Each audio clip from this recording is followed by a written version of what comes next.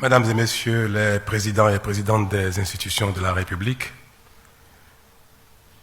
Mesdames et Messieurs les membres du gouvernement, Mesdames et Messieurs les responsables de partis politiques, Mesdames et Messieurs les délégués au dialogue politique, distingués invités, permettez-moi d'exprimer à chacun de vous, au nom de la République tout entière, ma satisfaction et ma reconnaissance pour votre présence qui témoigne de votre amour et de votre disponibilité pour notre pays. Notre rencontre de ce jour, loin d'être le signe d'un quelconque stress de notre démocratie, s'apparente à mon sens à une exigence de check-up quand survient une quinte de tout d'une résonance inhabituelle. Mesdames et Messieurs, notre système partisan était devenu nuisible pour notre pays, tel un ongle incarné dans l'orteil. Fallait-il le tailler avec courage dans la douleur ou ne rien faire au préjudice du bien-être durable? Avec honneur et responsabilité, notre 7e législature a vaincu la fatalité en réformant notre dispositif partisan par le vote à la quasi-unanimité de ses députés, toutes tendances confondues, d'une nouvelle charte des partis politiques et d'un nouveau code électoral pour répondre à notre besoin unanime d'assainissement. À la mise en œuvre de ces lois, mesdames et messieurs, nous nous sommes déchirés au point de compromettre notre cohésion. Nous, acteurs politiques, avons semé à notre propre égard le doute, la méfiance et la défiance dans l'esprit de nos concitoyens. Si les événements des mois d'avril, de mai et juin n'ont pas remis en cause le processus démocratique de notre pays, encore moins son édifice républicain, ils auront néanmoins révélé une certaine inadéquation entre l'idéal unanimement partagé et notre capacité à tous de nous adapter aux exigences de cet idéal. Mesdames et Messieurs, notre pays nous appelle au réalisme, à la solidarité et à la cohésion. Aussi indiqué qu'il puisse paraître, notre charte des partis politiques et notre code électoral nous ont causé du tort. Parce que bon nombre d'entre nous, à la mise en œuvre, ne s'y sont pas retrouvés. Aussi apparaît-il désormais pertinent que les acteurs politiques se retrouvent pour apprécier leur application, réfléchir et échanger sur les adaptations possibles à y apporter en vue d'une meilleure et réaliste organisation de l'espace politique et de la compétition politique, permettant le renforcement de l'unité nationale et de la concorde, tout en préservant l'indispensable assainissement des pratiques politiques.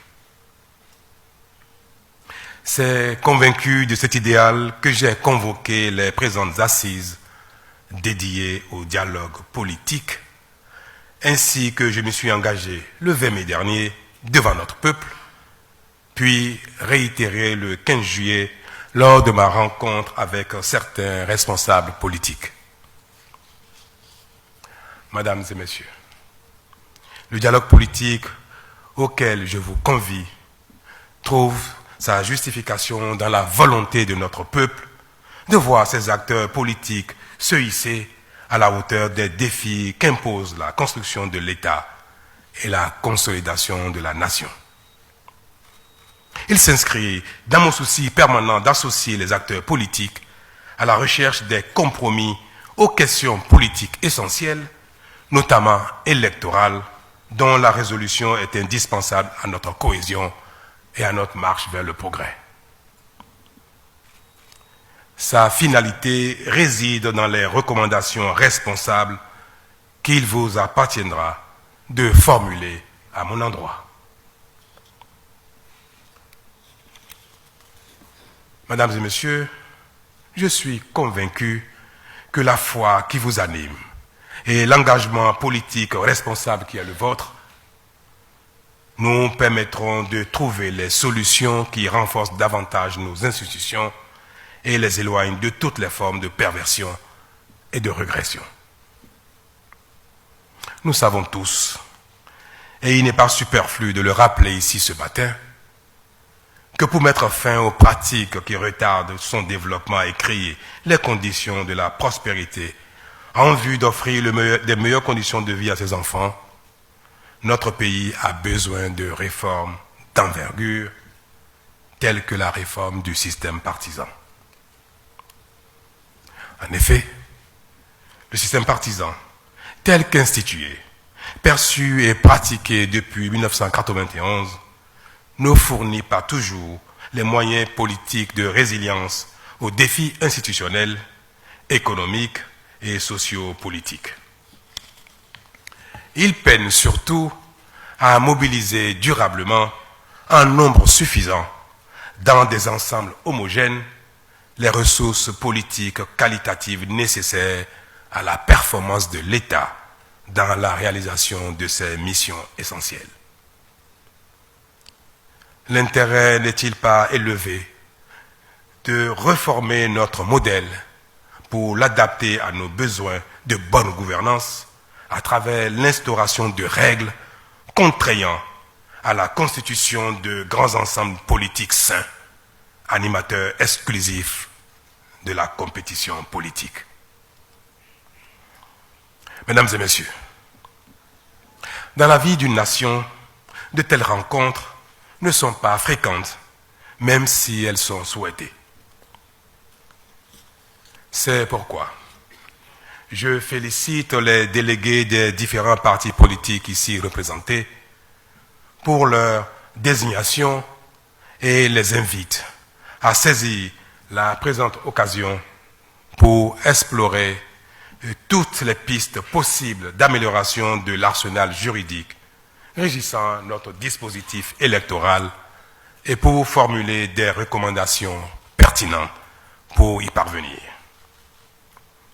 À ce propos, je ne doute pas que le sens de devoir vis-à-vis de la République prévaudra lors des échanges et que sera préservé l'essentiel. L'impérieuse nécessité de réformer nos pratiques politiques et partisanes afin d'améliorer la gouvernance générale du pays.